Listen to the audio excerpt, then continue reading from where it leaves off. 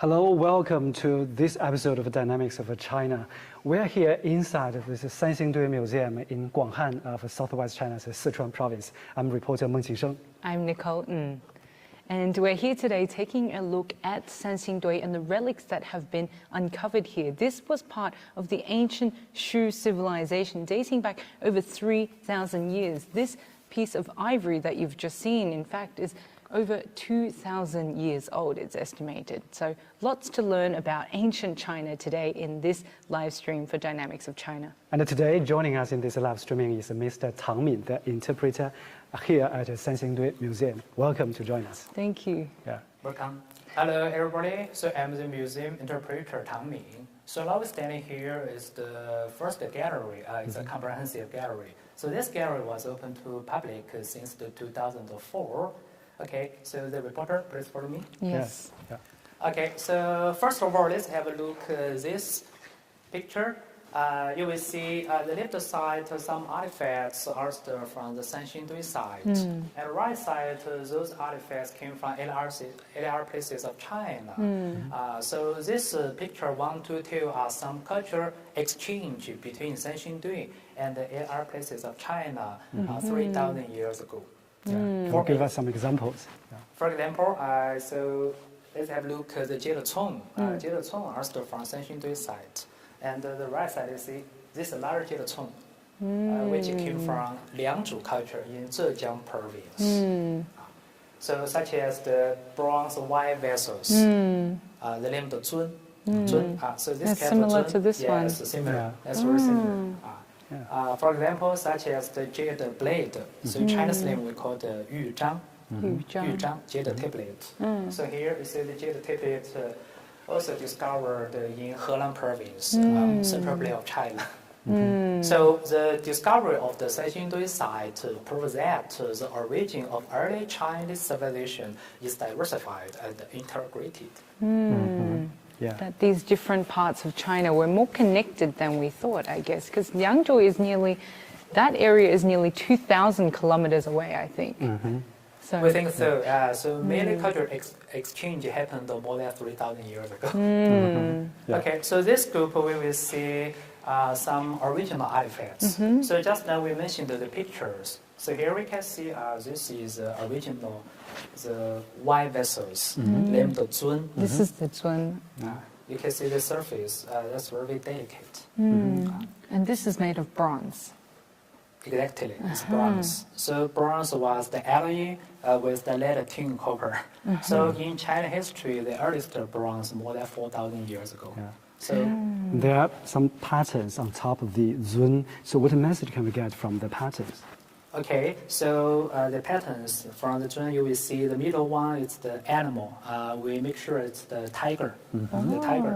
And beside tiger, besides it, that was the dragon.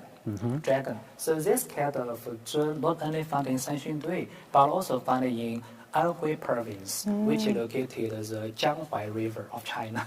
Now, why this is such a combination of a tiger and a dragon? So in Shang Dynasty, this kind of zun was used in sacrificial ceremony. So the tiger and the dragon pattern turned up the surface of the zun, which is used as the medium to communicate with human and the earth. I see. For the ritual ceremony. Okay, this is another wine vessels. It's a pottery material named He, pottery He. So you see the He with the 3 legs. So underneath we can put a fire. And at the top you can pour some wine into it. Wow, to buy the wine and then drink it. Yes, so 3,000 years ago at that time the wine just look like the sake. The rice wine. Sake, yeah. So far in China, especially Sichuan province, you saw a lot of wine, just the spirit, the white wine. And that's Different. the bronzeware and here's the pottery. So are they from the same period of time? Yes, in fact, the age of the pottery He a little bit earlier the age of the Zun. So the earliest He turned up 4,000 years ago in Sanxingdui site. Wow. This is before the Bronze Age culture. Before Bronze Age, yes.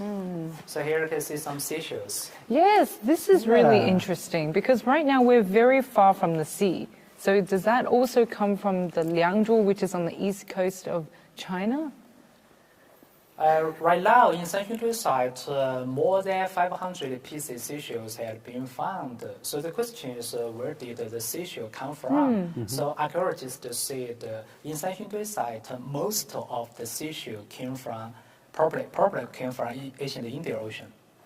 Indian Wow. Ocean. This is a long way. From outside, yes. This supposed probably more than 3,000 years ago, there was an ancient road connect the southwest of China, Sanxingdui, and ancient India. They call it the Southern Silk Road. Wow. Yeah. Yes. So the seashells unique here in Sichuan Basin, or can also be found in other parts of China? Yes. The seashells not only found in Sanxingdui culture, but also found in the central part of China and in southwest of China, such as in Yunnan province, we still found some seashells like this. Yeah, seashells. So seashells at that time probably used as the money, earliest currency. I see. Yeah. Okay. So these sections we show some cultural exchange between Sanxingdui and lower reaches of the Yangtze River and the central part of China. So in next group, we will see some fabulous jade implements. Because in Sanxingdui site, we found a lot of the jade implements. Okay, let's have a look. Yeah. Wow. So how many artifacts are now on display here inside the museum? So today we have two galleries to open to public. So the two the galleries exhibited the artifacts totally more than 500 pieces. Wow. Okay, so we will see this one. This is another famous one. It's the jade implements, jade zhang tablet. Zhang. It's very thin. The average thickness is only about 5 or 6 millimeters, and it's about 54.4 centimeters long. And you can see so many beautiful pattern carved on surface of the jade blade. Yes. Did you see the pattern? Yeah. Okay, that's very fine. Yes. Yes. Okay, so here we show the pattern. You see? Wow, this is much clearer. Much clearer, yes. So the patterns contain the 5 groups. You can see the holy standing figure, holy mountain, cloudy in the sky, the leading figures, and the holy mountains. Especially, you will see this is the jade blade. Turn up the 2 sides of the holy mountains. Yeah. Just next to the holy mountains, right? So from this pattern, we make sense what's the function of the jade blade. So at that time, the jade blade was used to sacrifice to mountain god. Yeah. Do you have some questions? Sacrifice? Yeah, just what would they have been sacrificing then? Do experts know that? Okay, so sacrifice, especially in Sanxingdui site, we see that we found, right now we found 8 the sacrificial pits, and inside those pits we haven't found any human bones. So especially in Central America, the Mayan and the Aztec, they used some human sacrifice. Yeah, And that's here we supposed probably they used some animals such as the pig or ox, and it are animals instead of the human sacrifice. So here the jade blade used as a ritual, just offerings. Offering. Okay. And the rituals would have been to try and get good weather or good rain, like to the mountain gods. Any other gods? Do we know? At that time, people believed that everything has spirit. So they worship the heaven, worship the mountain, worship the river. So that primitive religion looked like shamanism. Wow. Similar. Yeah. Everything has spirit. Wow. Yes. So here we can see this is another famous national treasure, bronze human statue. It was found in number 2 sacrificial pits in 1986. But when we found it, this was not intact. Okay, so here we see we just repeat it for several times. Right. And it's about 2.62 meters high and 180 kilograms in weight. The most unique things about it is that what was it holding in his hand? What's repeating? Yeah, there are big holes. What was it hold? I think maybe the the elephant tusk, like the ivory, the piece of ivory we saw before. It seems to be the right size. Okay, so my guesswork might be the something holy like the jade, maybe jade ware or maybe a rod. Yeah. Okay, so about what was he holding in his hand, right now there are so many different point of views. Some people say, like you said, hold the elephant ivory, like you said, hold some jade implements. For me, I thought probably this human statue holding the holy snake. A snake. Because in Sanxingdui side, we found a lot of holy animals, such as the holy snake, holy dragon, holy birds. So for me, I thought probably hold the holy snake. Yeah. So back in the ancient times, people worshipped those kind of animals, right? Yes. So at that time, the different tribe worship different animals. Perhaps the animal should be the totem of different tribes. Okay. So back to this bronze figure. So is this the biggest one ever excavated from the pits? Exactly. Right now, this standing figure was one of the largest human sculpture during the Shang Dynasty more than 3,000 years ago. And do we know who he is or what this was used for? Archaeologists thought this standing figure should be the king and the religious leaders of the ancient kingdoms at that time. Yeah, I can also see some patterns on top of the clothing, right? Can you tell us more about what message that the pattern carries? Yeah. Okay, so this standing figure dressed the three pieces clothes, especially the outer piece clothes is very fashionable and look like a swallowtail. And we can also see so many beautiful patterns on surface of the clothes. You will see that was a dragon-shaped pattern. So as we know, in ancient China, the cultural meaning of the dragon was the symbol of the super powerful. So the dragon-shaped pattern means this clothes should be the earliest imperial robe. Wow. So he should be the king. Yeah, of top ancient ranking, someone. Yes, I think so. Yeah. Thank Oh, you. really interesting. Okay, except the bronze standing finger, we will see another national treasures. It's the gold. Gold material. It's the gold scepter. Okay. So the gold scepter is about 1.42 meters long, and the outside was the gold foil wrapped the wooden stick inside it. So now the wooden stick inside it carbonized. Yes. And you can see the surface. There was the pattern, which contained the three parts. So the pattern was about 46 centimeters in length. You see the patterns such as the human face, the fish, and the bird. And the arrow crossed the bird and fish. So What does that mean? Yeah. experts say the pattern of the gold scepter was the symbol of the third generation of ancient Shu, who named Yu Fu. Yu Fu in English means the fish hawk.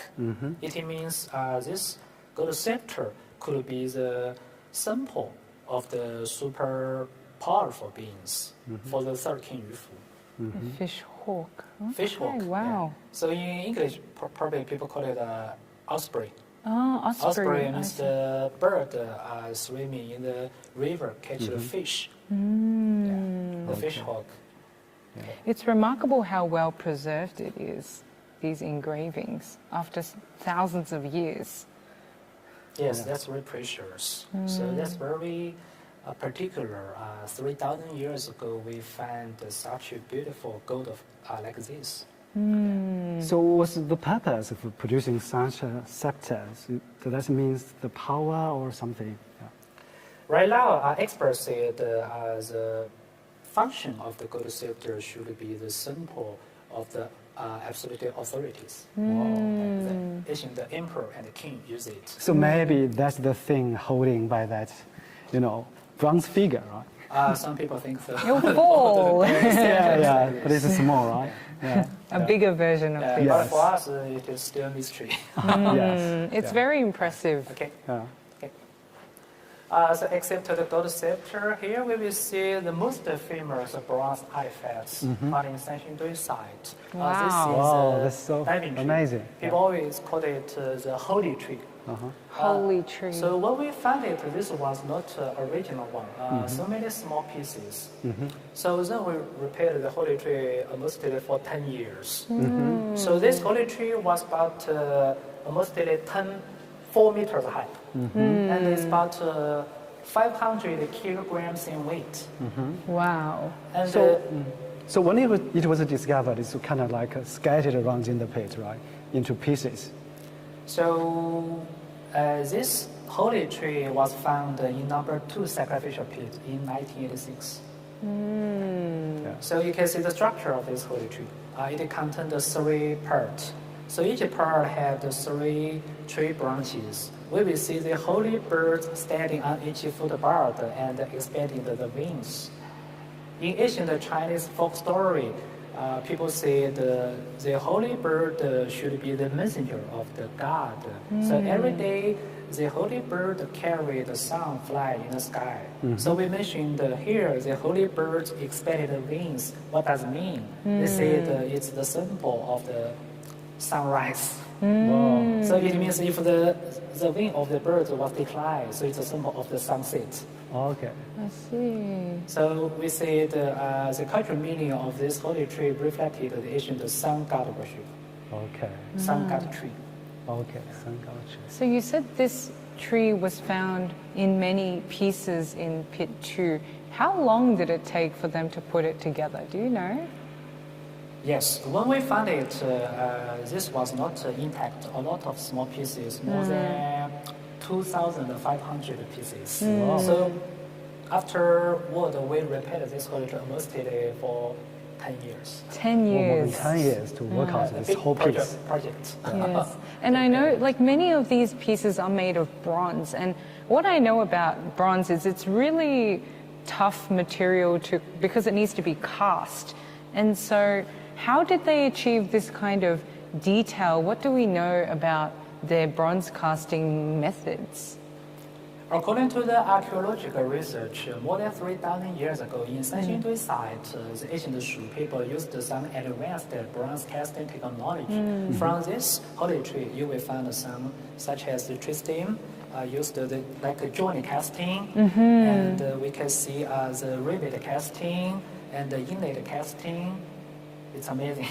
Yes, it is. Yeah. They used they used the clay mold casting. Yeah. So it means more than 3,000 years ago, the clay mold had been used for casting bronze. Wow. Okay, thank you. It's amazing.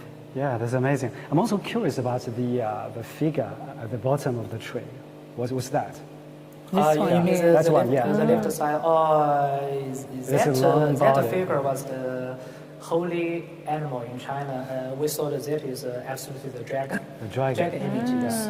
You can see the dragon's horn. Dragon's Yes. horn, dragon's head, the dragon's body looked like a rope. And you see the dragon's tail Okay. was missing. Yeah. The tail Yes. was missing, and the dragon had the life pattern wings. The wings look like a life. Yeah. So in ancient China folk stories, the dragon are used as the transportation to communicate with heaven and earth. So it's kind of working together with the holy bird. We think so. Yes. So the tree worship was the common cultural phenomenon in earliest human civilization.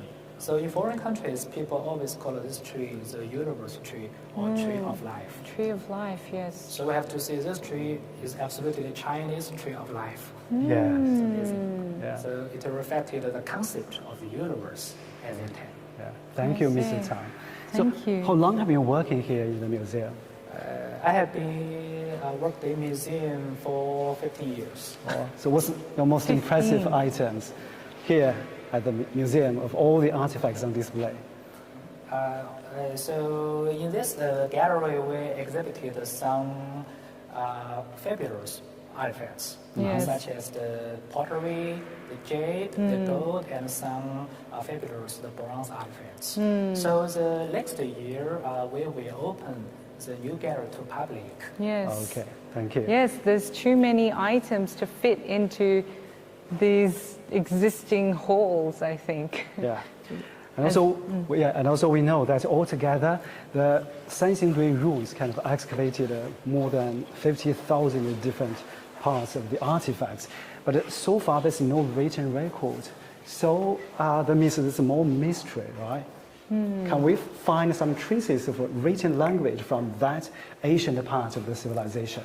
So according to the latest archaeological excavation, the archaeologists they're digging out some pigment of the silk. So some experts said if ancient Shu kingdom had some written evidence, probably the character they just were written on the silk. On the silk, the surface of the silk. Yeah. Okay. That's really interesting. Well, thank you, Mr. Tang. That's all we have time for in this part of the Sanxingdui Museum today. But we want to thank you so much for showing us around and showing us the highlights. You could spend the whole day in this place. Exactly. Yes. Thanks for making time. My pleasure. See you next time. Thank you. All of you will come back again. After our new gate was open to the public. Yes, thank you. hopefully then. Thank you. Okay. Yeah. So exactly. There's a lot of mysteries to be unraveled of the ancient Shu kingdom, right? That's right. And next we'll be unraveling another part of the mystery, which is how these artifacts go from inside a pit to in these displays. We're going to go to a new part of the Sanxingdui Museum. It was just built late last year. It is the Sanxingdui Relics Cultural Relics Restoration and Protection Hall. Exactly, but before we go there, let's first take a look at how the experts explain the mysteries of the ancient Shu civilization and its connection with the Chinese civilization in general. An archaeological discovery that woke up and shocked the world. Since 1986, more than 50,000 artifacts have been unearthed at the Sanxingdui ruins. The Bronze Age culture, dating back about 3,000 years, is known for its intricate masks and artworks. This mask, with the protruding eyes and stretched out ears, is believed to be the creator's ancestor or god. And this figure, holding a zun, a ritual wine vessel on top of his head, is unprecedented not only in China but also in the world. Sanxingdui ruins provide us with an extremely rich knowledge map. They have helped redraw the whole picture of China's Bronze Age, making it more rich and vivid. The artifacts, as a result of their special design and shape, give us a lot of archaeological materials to refer to, which is very valuable. Experts believe these relics reflect the spiritual world of ancient Shu civilization sacrifices. Ancient versions of many wares can be found in the central plains or areas along the Yangtze River. This hybrid figure, with a human head and bird feet, reflects the early mingling of Chinese civilization. Its human components are typical of the ancient Shu state, while the lei, another type of wine vessel on which its hands rest, is commonly associated with the pre-Western Zhou dynasty. The zun on top of the head is historically found in the central plains. Sanxingdui culture represents southwest China, for the political centers in the Central Plains is located in a fringe zone. However, it received the cultural influence from the Central Plains and developed its unique style. As a result, Sanxingdui culture is closely related to the cultures of the Central Plains, but retains its own features. Excavators also discovered gold objects, jade wares, ivories, and even silk at Sanxingdui. The finding helped to raise a crucial question about the origin of Chinese civilization. Previously, the dominant thought was that it came from the Yellow River Basin in North China. But along the discovery of sites like Liangzhu, the Yangtze River Basin in the south also proved to be part of the matrix. The greatest thing about Chinese civilization is that it is extremely inclusive. We can see that this civilization did not destroy each other, but absorbed and learned from each other, so that a unified pattern was finally formed. Sanxingdui culture remains an enigma for historians, as there are no written records. As deeper excavations and research continue, the prospects increase of unraveling more mysteries about this ancient Shu civilization.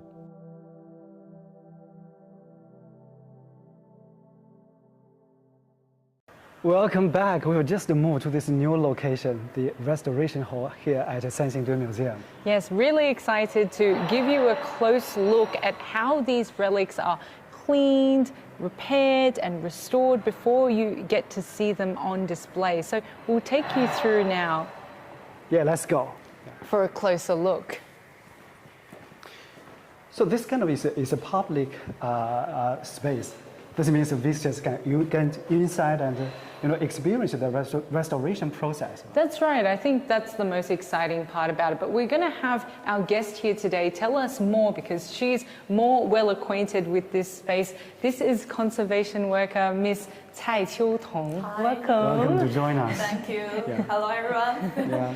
So talk us through, why don't we start in this side of the room? This is the storage Room, yeah. As we can see, our center is divided by a glass wall to two parts. Here where we're standing is a visiting room for our visitors. And in the work area, another side of the work area, we have storage room. And we have a restoration room for different type relics, like pottery and jade and bronze and ivory.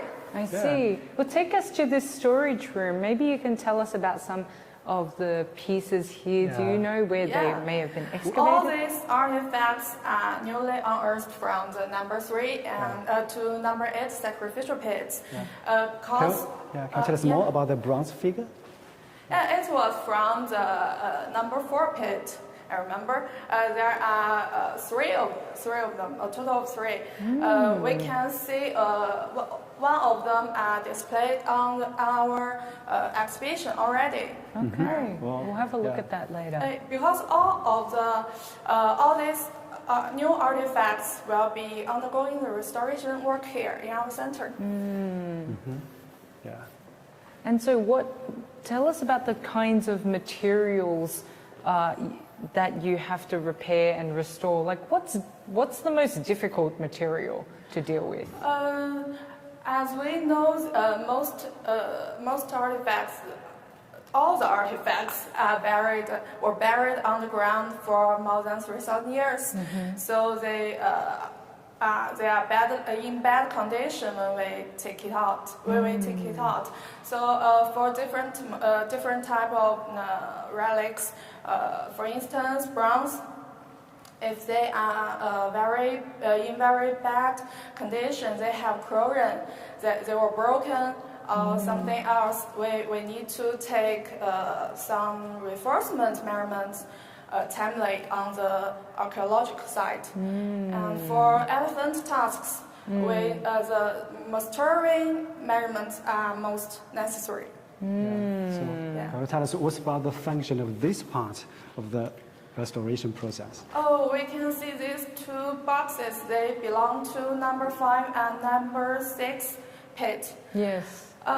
Because there are many small and broken artifacts in the number 5 and the number 6 pit is suspected is a wooden case. So after experts' discussion, we decided to take them to laboratory in Hall. This is the whole thing kind of transferred here. Yeah. Wow. It's easy for us to continue our work. Wow. I see. Yes, I guess it's more of a controlled environment here. You can control the temperature. These two transparent boxes can keep the soot temperature and humidity. Right. It's really interesting being able to see inside the lab like this. Because our restoration center is the first exhibition in China to show visitors how our conservators are working. It's a We big can see and some new over challenge. here. Some of your colleagues. So we know that all artifacts have to come through here. So usually what are the different procedures to restore them? Sorry, I didn't. The different procedures to restore the artifacts here. They first have to be cleaned? Yeah, is that right? yeah. At present, we just do the cleaning work. When we cleaning, we must be very careful. Any damagement won't be allowed. As we can see, the conservators are just cleaning the bronze because there are many. There are some stuffs like soil, pieces of elephant tusks, and chlorine on it. So we need to clean it for observing more details, like the patterns. Yeah, it's so on the bronze. detailed. It's so beautiful.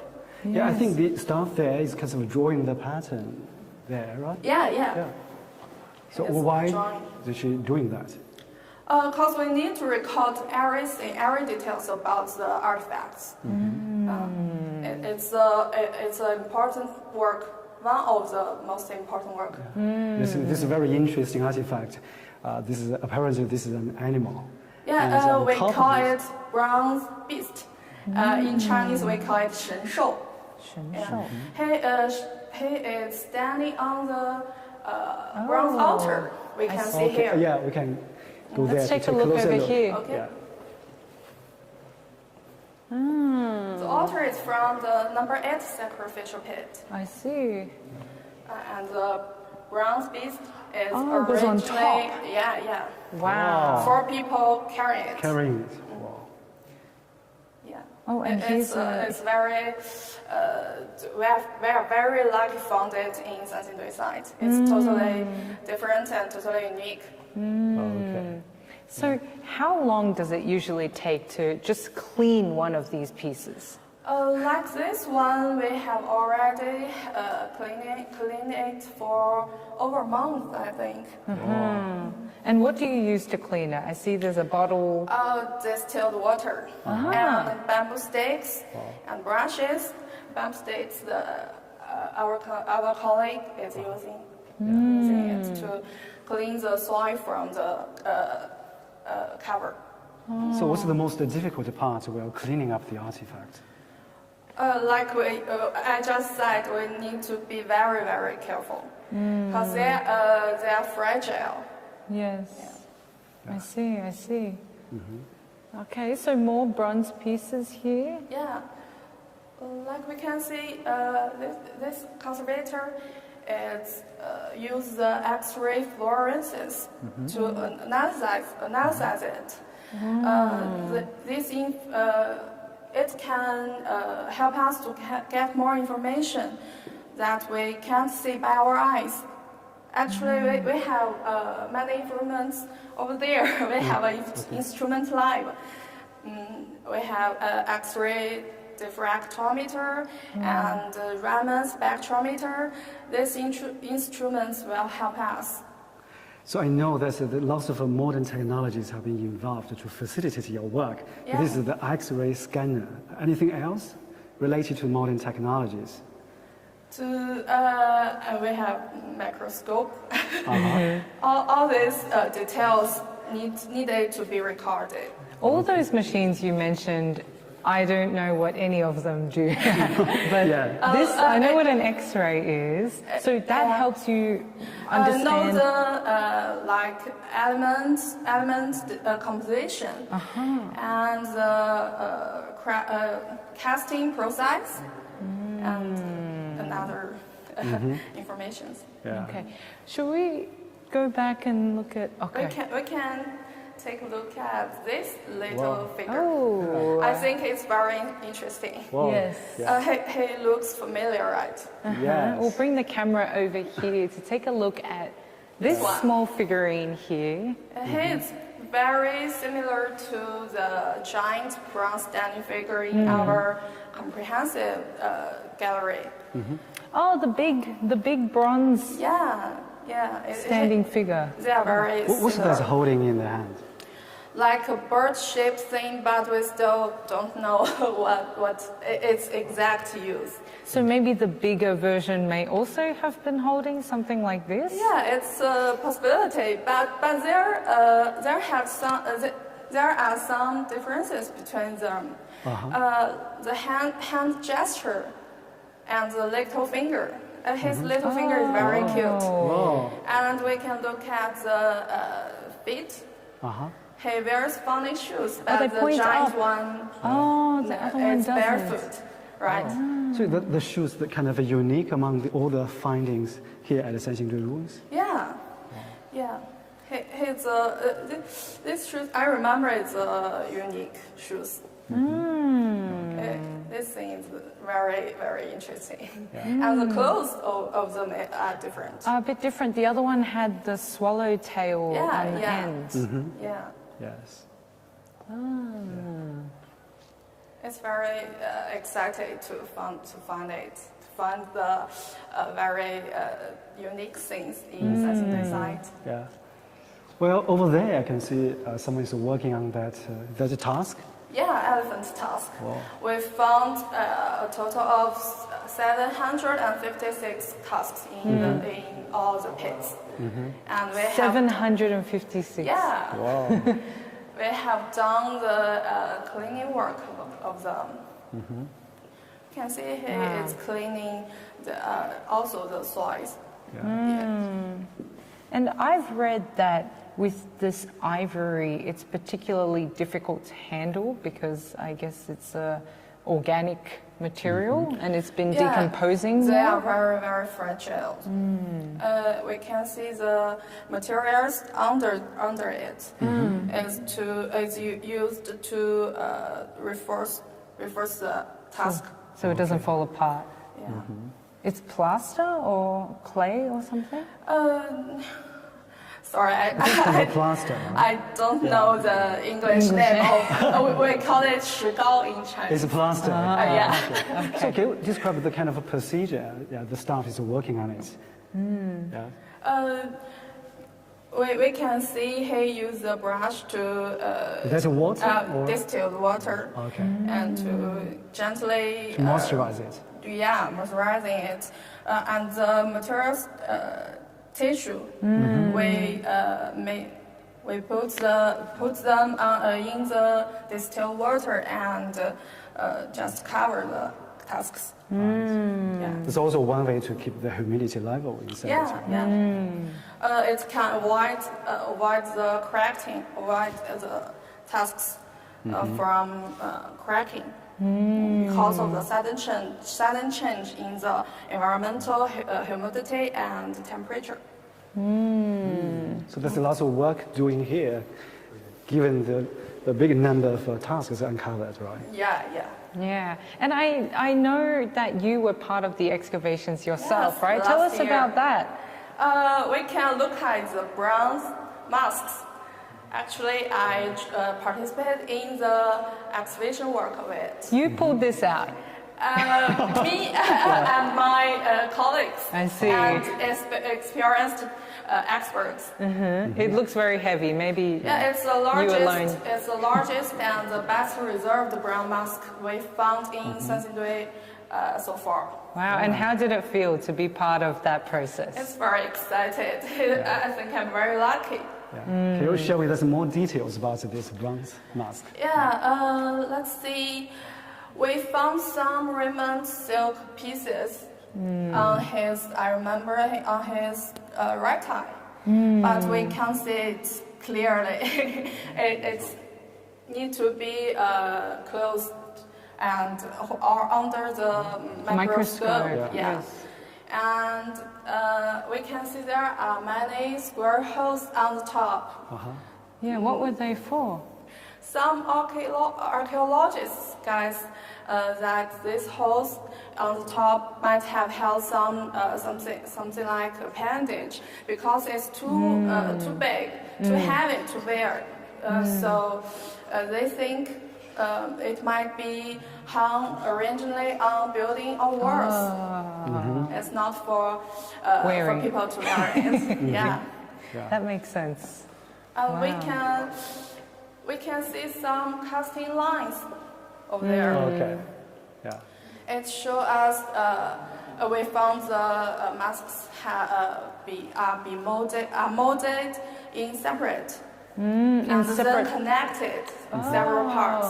So the ear was, or which parts would have been?